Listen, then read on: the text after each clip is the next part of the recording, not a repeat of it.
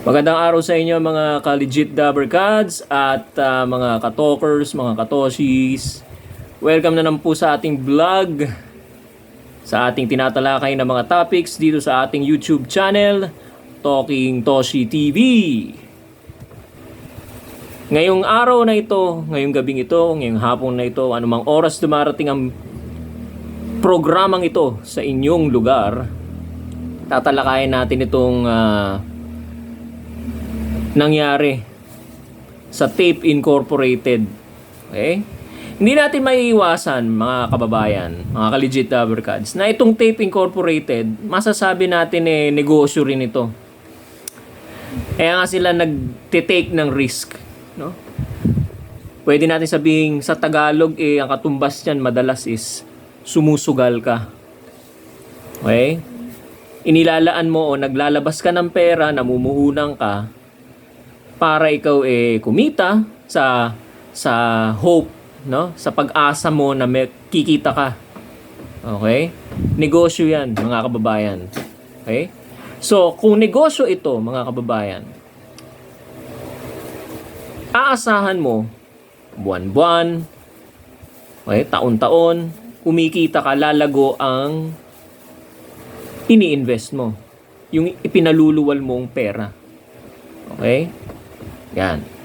Ngayon, sa kaso ngayon ng Tape Incorporated, mga kababayan, sa kanilang kalagayan legal, okay, marami na nag-discuss nito sa all over the internet, sa different platforms, sa YouTube, sa Facebook, okay, marami na nag-discuss nito about their legalities na, okay, kinancel, okay, ng IPO Philippines ang kanilang mga registrations. Okay? Including yung hawak nila na sa tingin ko yung pinaka-iingatan nila, na sinasabi nila na pagka merchandise ang ipinarehistro mo, sakop na raw lahat yon, pati yung kahit ano nang pasukin mong business venture na under the trademark 8 Bulaga, kahit ano nang pasukin mo, pasok na raw yun.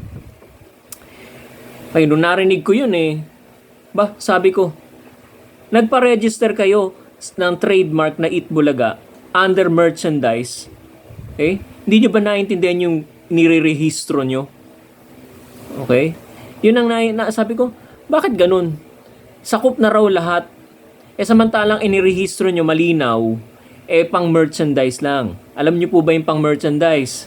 Halimbawa, yung pang merchandise is magpiprint kayo ng t-shirt, lalagay kayo ng Itbulaga, sapatos, mga caps, sa sombrero, no? Ballpen, mugs, tumblers na merong tatak na trademark na Itbulaga.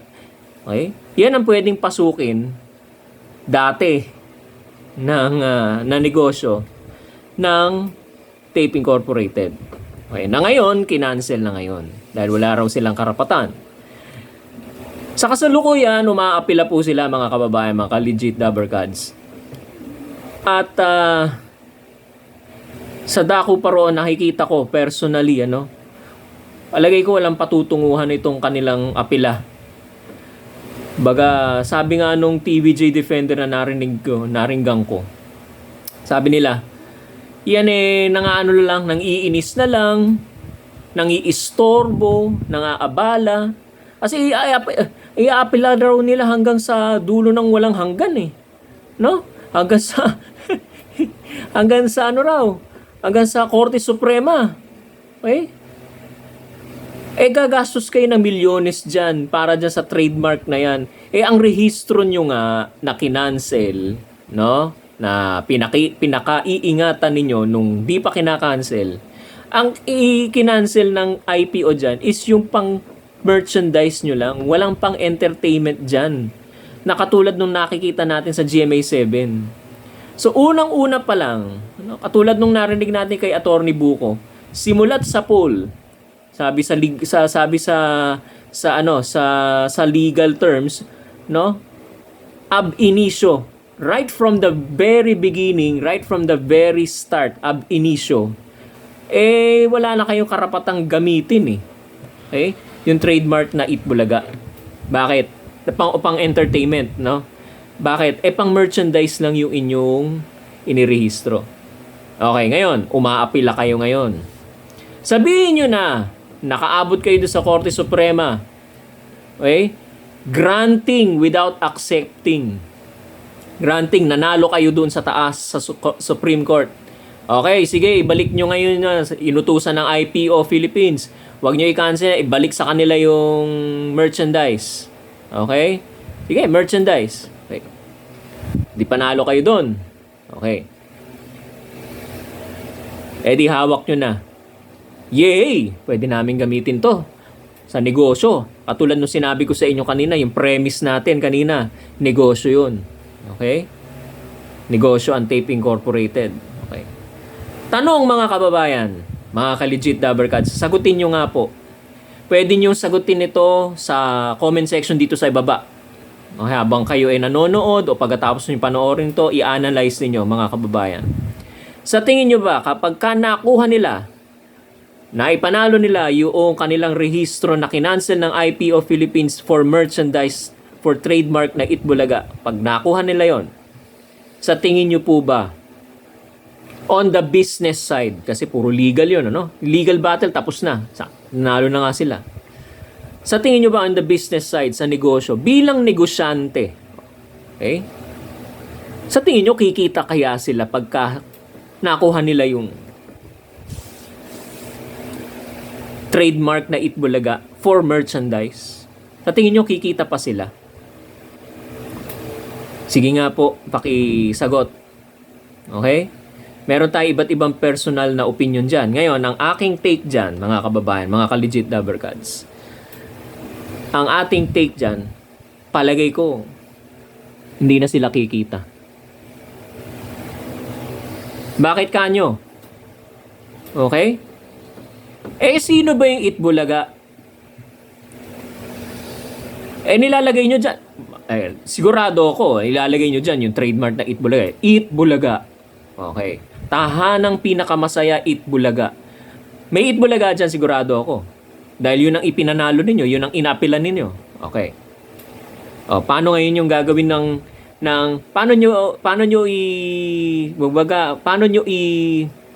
si-savor, paano nyo i-celebrate yung panalo nyo yun? Di itutuloy nyo yun. Yung sa negosyo nyo yun. Nilagay nyo ngayon, Eat Bulaga. Tanong, ano ba yung Eat Bulaga? Sino ba yung Eat Bulaga? Sabi ni Mayor Bullet Halushos, ang Eat Bulaga ay ang TVJ. Eat Bulaga is TVJ, TVJ is Eat Bulaga. Walang makapaghihiwalay dyan sa dalawang yan. Kahit anong gawin ninyo. Yan. Mismo na yan. Galing sa mga bibig, sa bibig ni Mayor Bullet Halushos. Okay. Saan pa kayo pupunta ngayon? Yan naman pala Eat Bulaga equals TVJ, TVJ equals Eat Bulaga. Ngayon, pagka binenta nyo ngayon yung t-shirt ninyo na merong tatak na Eat Bulaga, sa tingin nyo, bibilin kaya? Tatangkilikin ba kaya yan ng mga tao? Okay? Kahit katakot-takot na Eat Bulaga ang ilagay nyo dyan, kaninong mga mukha ang ilalagay nyo dun sa t-shirt? Aber. Mukha nila Paulo Contis, Buboy Villar, Betong Sumaya at iba pa mga host dyan. Mali. Di ba? Di ba? Ang hahanapin ng tao, Eat Bulaga pala ito. Bakit? Itong mga, di ba ang Eat Bulaga dati, talagang ang maiisip ng tao Tito Vic and Joey. So hahanapin yung tatlong mukha na yun dun sa merchandise na yun. Tumbler or mug, Eat Bulaga. Inikot niya yung mug. Bakit ito ang pagmumukha? O di ka, wala nakalagay. Okay? O mukha ni Paulo Contis na doon, yung tatlo. No? Nung bulutong, yun ang kanilang kanilang taguri, hindi papatok yun, mga kababayan. Sigurado ako, on the point of a businessman, mga kababayan, kung ano yung nakasanayan na sa branding, sa brand names. Kung ano yung nakasanayan na ng tao, years Magmula nagsimula yung produkto na yung brand name na yun hanggang ngayon, okay, hahanap-hanapin ng tao yun. Okay, lalo na yung mga kung kani-kanino na-associate yung brand na yun, hahanap-hanapin nila yun. Ay, hindi yan yung totoong Itbulaga kasi wala yung tatlo, wala yung TVJ, wala yung Tito Vic and Joey. Okay, yung payong na binili ko, wala Itbulaga pero walang TVJ. Paano ngayon yan? Paano kayo kikita ngayon yan? Wala palang wala yung Tito Vic and Joey dyan, hindi ko nabibili niyan. Yun ang gusto namin, yun ang nakilala naming Itbulaga. Naintindihan nyo sana mga kababayan, mga ka-legit Dabbercads ang aking ipinupunto on the point of view of a salesman or of a businessman on the negosyo side mga kababayan. Hindi na po sila kikita dyan. Biruin mo, paano mo babawiin yung iginastos mo sa legal battle ninyo? Umapila ka nga hanggang sa Korte Suprema, nagbenta ka ngayon, dahil nanalo ka nagbenta ka ngayon ng mga merchandise na may Itbulaga. Wala naman doon yung wala naman doon yung mga characters, ng mga host ng original Dabbercads, na original Itbulaga, Tito Vic and Joey primarily. Hindi ka makakabenta doon, sigurado ako. Hindi tatangkilikin ng tao yan, maniwala kayo sa akin. Okay? Sa business, sa negosyo, sa branding, sa brand names, tandaan nyo mga kababayan. Kung ano yung, halimbawa, matagal na siya sa market, no? Kung ano yung kung gaano ka siya kahaba sa market, halimbawa, 10, 20 years, 50 years, sabihin na natin. Okay? Yung nakasanayan ng tao, yun ang hahanapin doon sa brand name na yun. Once na mag-change ng brand name yun, medyo magkakaroon pa ng period of adjustment doon. Maninibago yung consumer, no? Okay, well, that's another topic, ano? Pero ang punto natin dito, kahit maipanalo ng Tape Incorporated yan, magbenta man kayo ng katakot-takot na merchandise na may Itbulaga, wala naman dyan yung characters, original characters ng Itbulaga from 1979. Maniwala kayo, hindi kayo kikita, malulugi kayo. Okay? Yan. So, sana naintindihan nyo po yung ating tinatalakay, ano? Ang isa pang punto na gusto kong idagdag, ano, ay yung senaryo na kung saan itong Tape Incorporated hindi na umapila. Okay? Tingnan natin kung ano ang magiging kalagayan nila pag hindi sila umapila.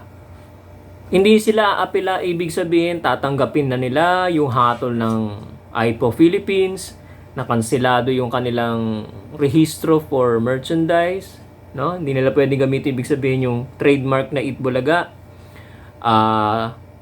Tatanggapin nila na hindi na nila gagamitin yon. Tatanggapin nila na magbabago na sila ng pangalan. Yun ang magiging senaryo ninyo. Okay? Yun ang resulta ng pagtanggap hindi nyo pag-apila. Okay? O ngayon, tingnan ngayon natin ang mangyayari sa inyo kung hindi kayo aapila. Hindi nyo na itutuloy hanggang Korte Suprema, hanggang sa dulo ng walang hanggan, hindi nyo na iaapila. Tatanggapin nyo na mali kayo at babaguhin na ninyo kung kayo magtutuloy-tuloy pa sa business, sa negosyo, or magpo-produce kayo ng TV show, noontime show. Okay? Kung magtutuloy kayo dyan at hindi ninyo iaapila, ibig sabihin, gagamit na kayo ng bagong pangalan. Hindi na Itbulaga dahil hindi na nga ninyo inaapila eh. Diba? Kung tutuusin ninyo, mga kababayan, mga ka-legit Dabbercads, yung sinasabi nating magpalit na lang kayo ng pangalan, kailan pa natin sinasabi yan? Napakatagal na panahon na nating naririnig yan sa mga iba't ibang vloggers, sa mga TVJ defenders, at kung saan-saan pang mga kung sino-sino pang mga eksperto ang ini-interview. Ang lahat sinasabi, magpalit na lang kayo ng pangalan. Mas mabuti pang magpalit na lang kayo ng pangalan kaysa ginagamit nyo yung pangalan ng may pangalan na mayroong pagmamay-ari ng iba. Okay? Tingnan nyo, pag kayo nagpalit na lang ng pangalan. Okay? at hindi nyo na tinuloy yung apilan ninyo, ano kaya magiging senaryo ninyo? Okay, ganito yon. Pag hindi nyo inapila, ano mangyayari? Hindi na kayo gagastos for legal fees. Hindi na kayo gagastos sa legal battle ninyo. Hihinto na dun sa pagtanggap ninyo sa hatol ng IPO Philippines. Okay. E di may pera kayo sa inyong mga bulsa ngayon. Anong dapat ninyong gawin? Kung talagang desidido kayo na tutuloy ninyo yung negosyo ninyo, merchandise, tutuloy ninyo yung noontime show ninyo, ano ngayon ang dapat ninyong gawin doon sa pera? Yung pera na natipid ninyo, gamitin na lang ninyo sa pag-develop ng panibagong noontime show na may bagong pangalan, na may bagong image, na may bagong imahe, na may bagong structure, na may bagong hosts. O, kayo na bahala kung gusto nyo rin palitan lahat ng mga hosts dyan, ano? Okay? Practically almost lahat ng mga elements nung noontime show na yon, kung talagang desidido kayo, lahat bago. Dahil hindi na ninyo gagamitin kailanman yung trademark na Itbulaga. Okay? Alam nyo kung kayo nung nagpalit na kayo ng pangalan noon pa, mas marami siguro kayong sponsor ngayon at mas marami pumapasok na pera sa inyo ngayon. Hindi nyo napag-isipan yon, Tape Incorporated. Ngayon, hindi pa naman siguro huli ang lahat, no? Kung hindi nyo na i-apila yan, no? Mas maaga, ngayon pa lang, simulan na ninyo na wag nang i-apila, mag-develop na lang kayo ng panibagong noontime show ninyo na may bagong pangalan, ibang pangalan kaysa sa Itbulaga dahil hindi na nga sa inyo yan. Alam nyo mangyayari, mas tatangkilikin pa kayo ng mga tao. Mas magiging curious sa mga tao, uy, bagong noontime show. Ano ba ang nandito? Okay, mga bagong segment, hindi yung gaya-gaya na segment na dun sa ginaya nyo lang, pinulot nyo lang, tapos medyo pinalitan nyo ng konting mechanics, yun na yun. Bago talaga lahat. Segments, no? Portions, mga pakulo, mga papremyo, bago lahat. Okay? Huwag nyo nang gayahin yung iba. Pinakikiusap naman. Biruin mo, bago yung inyong imahe, bago yung inyong pangalan ng noontime show. Tapos yun din ang laman nung noontime show ninyo. Parang niloko nyo naman kami niyan. Okay? Magbago kayo ng pangalan, ng imahe, ng structure ng noontime show. Okay? Lahat baguhin ninyo. Mas tatangkilikin kayo ng mga tao. Ano mangyayari? Magkakaroon kayo ng core fans or core supporters. Okay? Yung magkakaroon kayo ng sarili ninyong fan base na susuporta sa inyo na solid. Katingnan nyo yung EAT. Yung EAT Bulaga, yung Itbulaga 1979, since 1979, merong core fan or core fanatics, core supporters. Ang tawag doon yung mga solid TVJ, mga solid Dabarkads. Maaari rin kayo magkaroon ng ganon. Kung hindi na ninyo i-aapila yan, hindi na niya ipipilit yan na sa inyo yan, at yung perang natipid ninyo, matitipid o natipid ninyo, ilaan na lang ninyo sa pag-develop ng bagong noontime show. Okay? Wag na ninyong hintayin, Tape Incorporated, na kayo ay kakanta ng awiting Kung Maibabalik Ko Lang. Kung maibabalik ko lang ang dating ikot ng mundo. Napakanta tuloy ako. Ano ba yung dating ikot ng mundo ninyo? Yung wala kayong problema. Okay? Wala kayong iniintindi. Nakapareho. Kasi pag pinilit ninyo yan, no? Lugi kayo, sinasabi ko sa inyo. Okay? Kung maibabalik ko lang yung dating ikot ng mundo, yung ikot ng mundo ninyo na may pera kayo. Na sana yung pera na yon ginamit nyo na lang pang-develop ng panibagong noontime show. Yan. So, sana naintindihan nyo po yung ating tinatalakay, ano? At kung gusto nyo pa pong magdagdag ng mga comments, no? Yun ang mga opinions niyo, mga analysis niyo, diyan na lang po sa baba sa comment section, ilagay nyo po. So maraming salamat mga kababayan sa inyong pakikinig at huwag nyo pong kalimutang mag-subscribe, mag-like sa video na to sa ating YouTube channel at mag-follow sa ating Facebook account Talking Toshi TV. Maraming salamat po at magandang araw po sa inyong lahat mga ka-legit Dabbercads.